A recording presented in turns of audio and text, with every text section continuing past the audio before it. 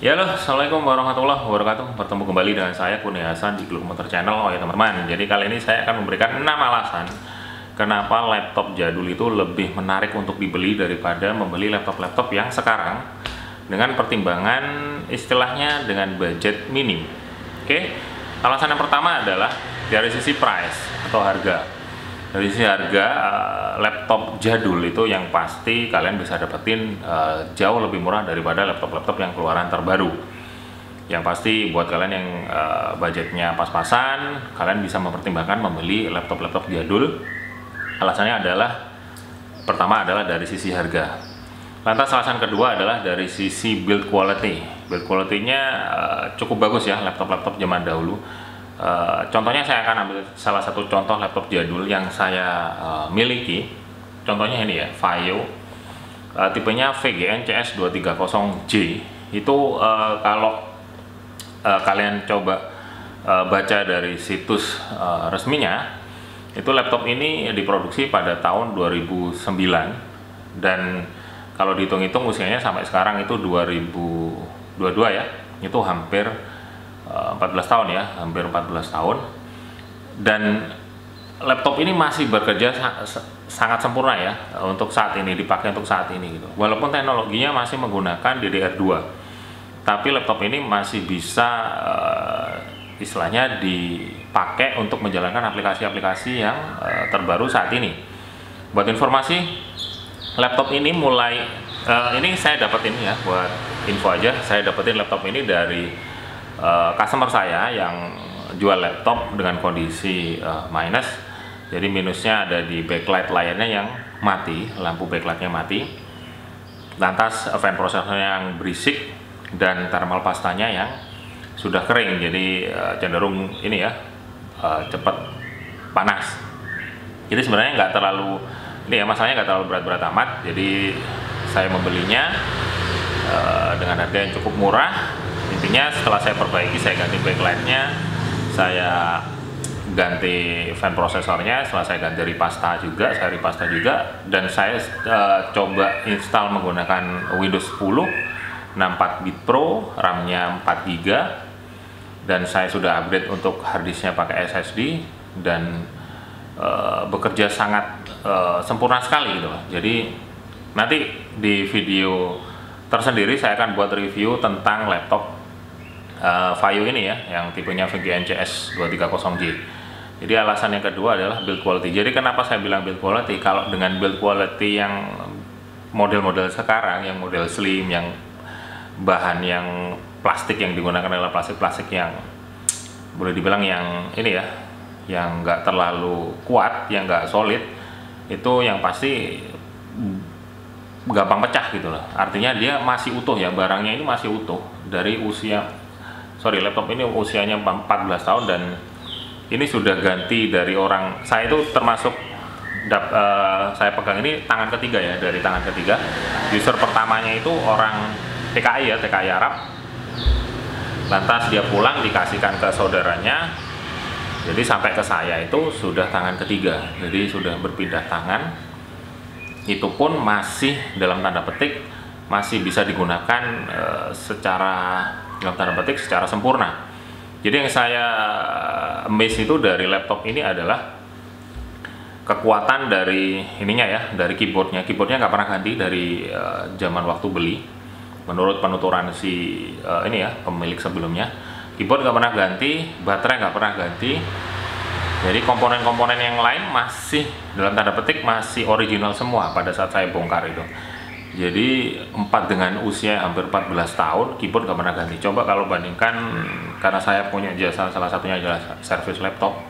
Jadi saya paham sekali laptop-laptop sekarang itu keyboardnya sering bermasalah. Jadi bisa bertahan 1 tahun aja cukup bagus. Rata-rata baru pemakaian 3-6 bulan sudah ada masalah, ada tombol yang nggak bisa dipencet, ataupun mencet sendiri, macam-macam masalahnya, atau sama sekali nggak bisa dipakai keyboardnya. Jadi untuk usia hampir 14 tahun keyboardnya masih sangat sempurna. Jadi seperti nanti yang saya sampaikan, nanti saya akan bikin review tersendiri tentang laptop ini yang Vaio VGN CS230J ini. Oke, jadi itu tadi build quality, alasan yang kedua setelah price. Lantas yang alasan yang ketiga adalah laptop jadul itu upgradable. Jadi upgradable itu intinya gini teman-teman. Jadi kalau kalian punya laptop jadul, jangan buru-buru mengklaim misalkan lemot ya. Jadi kalian jangan buru-buru mengklaim bahwa wah saya harus ganti laptop terbaru nih biar lebih cepat. Kalian salah kalau berpikir seperti itu. Sebenarnya laptop jadul pun bisa dimaksimalkan secara performanya. Misalkan prosesornya, misalkan kalian bisa upgrade walaupun masih generasi pertama ya, maksudnya generasi pertama. Ini masih prosesornya yang saya miliki tadi yang Sony Vaio itu tadi, prosesornya masih menggunakan Core 2 Duo. Kalau nggak salah nanti kita detailnya nanti ya di video tersendiri. Intinya prosesornya masih Core 2 Duo, kalian bisa upgrade ke Core i7 generasi pertama. Artinya komponennya masih memungkinkan untuk kalian melakukan proses upgrade. Contohnya itu tadi prosesor bisa di upgrade, kalian bisa lakukan sendiri karena model prosesornya adalah model prosesor copotan, yang model kuncian yang bisa dicopot sendiri, bukan yang model solder yang seperti laptop-laptop saat ini, keluaran yang terbaru saat ini rata-rata modelnya solder. Nah, apa aja yang bisa di upgrade selain prosesor? Kalian bisa melakukan upgrade dari sisi penyimpanan. Penyimpanannya misalnya media penyimpanan, misalkan hard disk, kalian bisa gunakan SSD. Jadi kalau misalkan kalian bisa pakai mau pakai 2 DVD-nya tinggal diganti hard disk KB. Oke. Jadi tadi yang bisa di-upgrade lagi adalah RAM-nya. Bawaannya RAM-nya adalah sebenarnya 4 GB, tapi kalian kalau misalkan memungkinkan bisa dapetin RAM DDR2 dengan ukuran 4 GB satu keping, sebenarnya memungkinkan laptop ini di-upgrade sampai 8 GB. Untuk 8 GB menurut saya dengan media penyimpanan SSD saya rasa sudah cukup buat proses proses menjalankan aplikasi-aplikasi yang terbaru saat ini.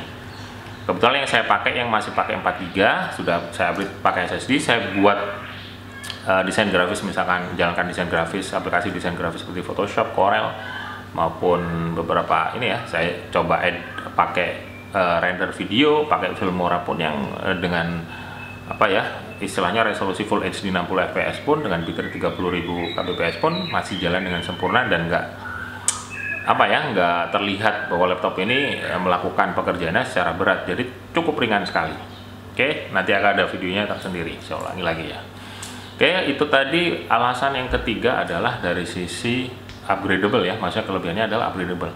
Lantas alasan keempat adalah dari sisi performa yang lebih stabil daripada laptop-laptop keluaran terbaru. Performanya kenapa saya bilang lebih stabil? Karena laptop-laptop zaman dahulu itu secara